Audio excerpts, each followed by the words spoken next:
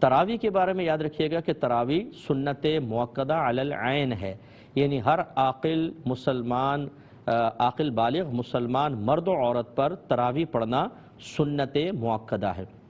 اور یہ رمضان کی تمام راتوں میں پڑھی جائے گی۔ ایسا نہیں ہے کہ آپ نے 5 روزہ 10 روزہ تراویح میں شرکت کی تو باقی آپ دن کے چھوڑ دیں، پورے 30 دن پڑھی جائے گی یا 29 دن جیسے روزوں کا ہوتا ہے معاملہ، اور 20 رکعت تراویح ہوتی ہے، اور یہ مرد اور دونوں کو پڑھنی ہوتی ہے۔ چاہے آپ جماعت کے ساتھ پڑھیں، یہ بیسٹ ہے اور بہترین چیز ہے، لیکن اس کی جماعت سنت مؤکدہ علی الکفایہ ہے کہ اگر کچھ لوگوں نے جماعت قائم کر لی تو باقی بری ذمہ ہوتے ہیں، تو گھر پر بھی آپ نماز کو ادا کر سکتے ہیں، لیکن اکثر ایسے ہی ہوتا ہے کہ گھر پہ نماز ادا کرتے ہوئے سستی آتی ہے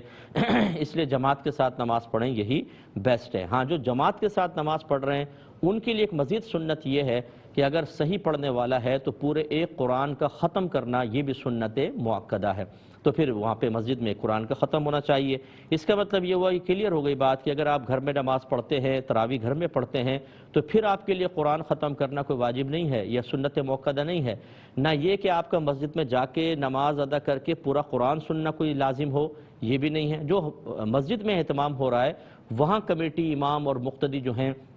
وہ ایک قرآن کے ختم کا اہتمام کریں تاکہ سنت مؤکدہ ادا ہو، لیکن ہر ایک کو قرآن سننا یہ کوئی لازم نہیں ہوتا ہے۔ اگر گھر میں آپ پڑھ رہے ہیں تو سورتوں سے آپ تراویح ادا کر سکتے ہیں۔ میں گزارش کرتا ہوں کہ تراویح بالکل یا چھوڑنے کے بجائے، اگر بعض لوگوں کو نماز میں سستی محسوس ہوتی ہے کہ طویل ہوتی ہیں تراویح، جی قرات بڑی لمبی ہو جاتی ہے اور میں کھڑا نہیں ہو سکتا، تو پھر آپ تراویح چھوڑیں نہیں، خدا را اپنے گھر میں نماز ادا کریں، اور سب سے بیسٹ ہے کہ آپ مسجد میں ادا کریں۔ یہ بھی یاد رکھیں کہ تراویح سنت مؤکدہ ہے، اس میں قیام فرض نہیں ہوتا،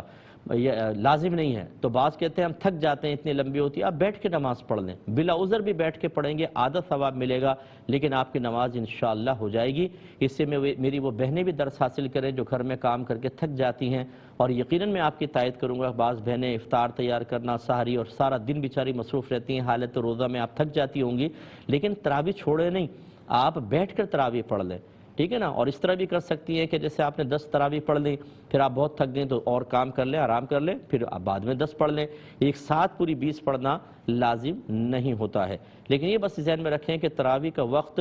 عشاء کے فرائض کے بعد شروع ہوتا ہے۔ آپ نے عشاء کے فرض پڑھ لیے پھر آپ تراویح پڑھ سکتے ہیں، لہذا جو ہمارے بھائی وغیرہ مسجد میں آئے اور فرض کر لیں کہ عشاء کی جماعت نکل گئی، تراویح سٹارٹ ہو گئی، تو آپ ڈائریکٹ تراویح میں شامل نہیں ہوئیے گا، ورنہ آپ کی تراویح نہیں ہوگی، یہ نفل نماز بنے گی۔ آپ کو چاہیے یہ کہ پہلے آپ علیحدہ کھڑے ہو کر عشاء کے 4 فرض پڑھیں، پھر آپ جماعت میں شامل ہوں۔ اب یہ دیکھ لیں آخر میں کہ کتنی رکعتیں آپ کی نکل گئیں، وہ پھر آپ وتر سے پہلے بھی پڑھ سکتے ہیں اور وتر کے بعد بھی پڑھ سکتے ہیں۔